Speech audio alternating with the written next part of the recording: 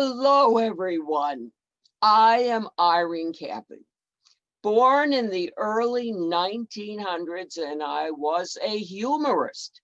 There were not a lot of funny women back in the early 1900s.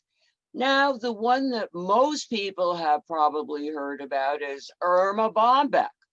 Well, I was kind of number two. I wrote the same type of books.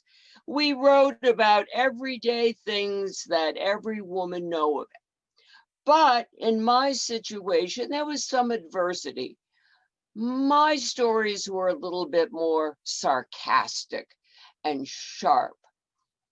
Erma Bombeck was always positive, happy, and good. That was the difference between the two of us. Did I have a link to Ridgefield? I certainly did. My parents lived here for quite a while. I lived here for 30 years on compound roads. I lived on Lookout. I lived on Stonecrest. And I also lived on Rockwell Road in Ridgefield. Now, later on, my daughter Christina, she got married. She married a Guthrie, and they were a longtime Ridgefield family. But let me start at the beginning of my story. I was born in Brooklyn. I had fascinating parents. My father owned a flower shop, not a flower ship, in Rockefeller Center. But he really loved being a magician, and he was head of the Magicians Union. And my mother was often his assistant. And during the war, they performed with the USO. I was so proud of my parents, and they were proud of me. And they said to their friends, I could hear them talk all the time, "Oh, Irene is so funny. I can't believe as a young child." So I don't know, my family was humorous, my friends were humorous. It sort of came naturally to me. Some people said, you should be a stand-up comic. Oh, no, I was not going to be a stand-up comic. There was only one at the time, and it was Phyllis Diller. And boy, did she have a tough time being the first. I was just happy with my writing. Well, my parents moved to Long Island, to Glen Cove, and I graduated from Glen Cove High School, and I went on to the University of Wisconsin in Madison. And of course, I majored in writing. I was head of the humor magazine, and I met, I thought, the love of my life, Owen Kampen. He was so handsome. He was so romantic. He was an artist. Right after college, because that's what we did at that time, we got married. He went off and he became a pilot with the Air Force. During that time, I had a wonderful daughter, Christina, who I wrote about in many of my books. After he came back from serving in the war, we decided we would move to the suburb of all suburbs. We went to Levittown, New York. It was nothing but a potato field. No grass, no trees, no hills, no lakes, no nothing. They built a house every 10 minutes. There were 18,000 houses, all exactly the same, $7,000. Well, this gave me a lot to write about. That was humorous. I also wrote for the Levittown News at that time. And I tried so hard because that's what we were supposed to do at the time, be the perfect mother, the perfect housewife, and the perfect wife. Well, I didn't seem to do too well at any of those. My parents lived in Ridgefield, so we decided Ridgefield has hills and lakes and trees. Let's move there and let's get an architect and have an individual, unique house. Well, that didn't work out so well because my husband had an affair with the architect's wife. So that ended our marriage after 11 years. Now, being a writer, I knew that the best therapy for adversity is to write. And I knew that if you could look at things in sort of a humorous vein, that would help out. So I wrote my first book. It was called Life Without George. It was really Life Without Owen. And I focused on, what does a woman do? I mean, the cellar is flooded. The car doesn't start.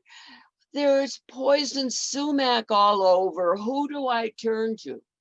But on the other hand, without a husband, I could paint my toenails, my fingernails blue. I could sit around all day and read trashy romance novels, and I never had to do the dishes.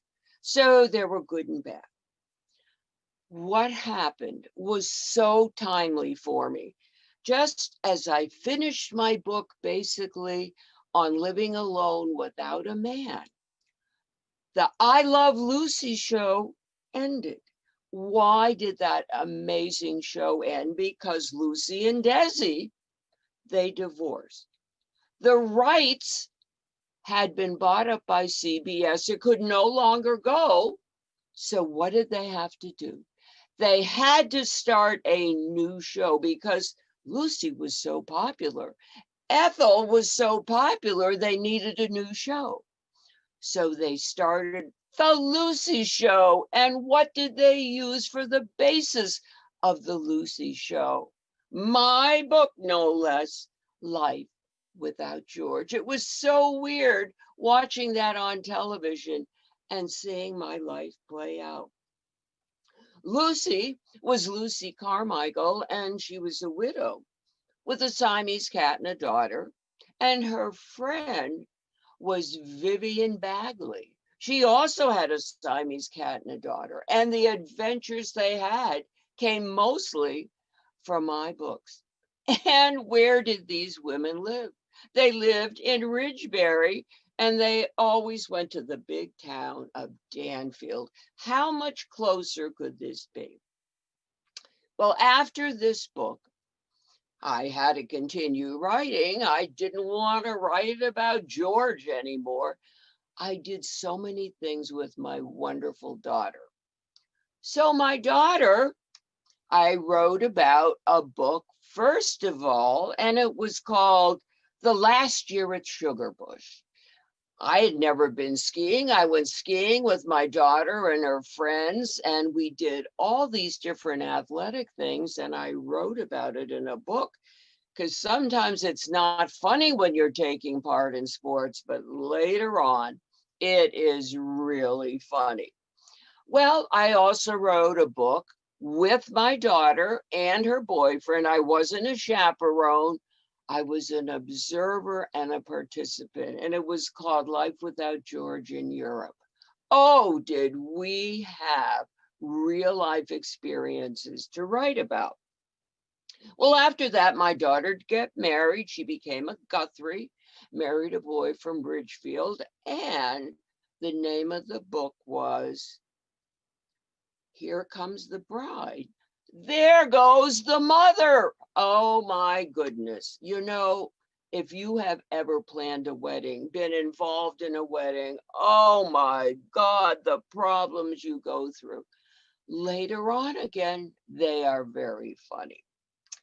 After that, I decided I was going to write about my mother and father because, you know, when you get old, you get so eccentric, you get set in your ways. You say these weird things and you do these weird things. So I wrote a book called Nobody Calls Just to Say Hello. Well, I wrote this because if I called my mother after 8:30 on any night just to see how she was, she would say to me, Irene, it's after 8:30. What's wrong? What happened? Tell me quickly. And I'd say, nothing, Ma, I just called to say hello. And she'd say, nobody calls after 8:30 unless there's a problem. Let me know. I want to help you. Oh, it was about all kind of stories like that. Then I decided I needed a change in my life. I was going through a midlife crisis. I'm going back to school. I loved Madison, the University of Wisconsin, so I went back and I got my master's. Well, this was the hippie period in life. Oh my goodness, did I embrace this. I wore tie-dye, I wore flared jeans, I wore headbands, I protested, I smoked marijuana, I went to the music and the groove of the time. Oh, this was so easy to write about, my hippie period in life. And after that, I started being on cruise ships and lecturing. People wanted to hear me talk about my life. And so that's what I did. Well, after working on cruise ships and traveling to so many wonderful places, the place I wanted to go most was Russia because it's so hard to get there. It's behind the Iron Curtain, communist, and all of the scrutiny that you were going to get.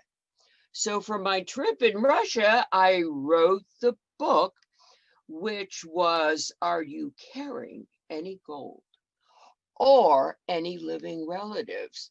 I mean, they were looking at absolutely everything.